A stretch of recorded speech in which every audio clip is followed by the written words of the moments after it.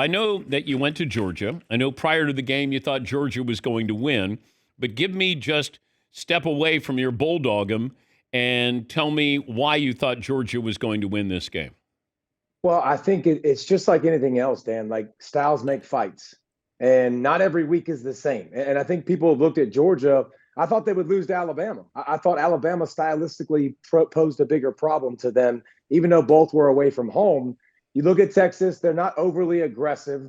I didn't think defensively they had like a real game breaker, but I thought that they would. I thought they would have more success on offense. But Georgia defensively, one of the best players in the country, Michael Williams, got hurt in game one. He started to slowly get healthy. Warren Brinson, starting defensive tackle, slowly getting healthy. So I think that combined with Dan, when you finally give Kirby Smart some fuel, i.e., just see the post-game press conference. By the way, you tackle better, you're more energized, you're more physical. When I can use things against you, and finally Georgia had, for the first time, they were an underdog on the road since 2020, and you could tell Kirby was spewing. He was so pissed off. The guys were playing really, really hard. When you back a prideful program in a corner, tell them they can't do something, doubt them a little bit, get them a little bit of fuel.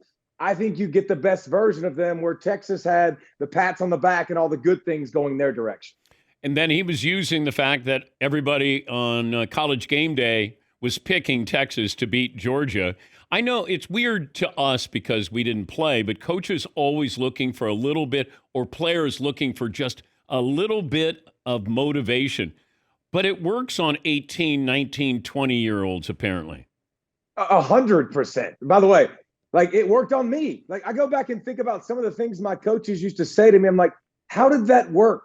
Like, I should have known they were absolutely full of crap. But yeah, we're 18, 19, 20-year-old kids. And also, Dan, being able to show you examples of you getting beat, show you examples of people doubting you and who you are, 100% stokes a fire. It stokes a flame. It makes you play on edge. I'm a football coach now, a high school football coach.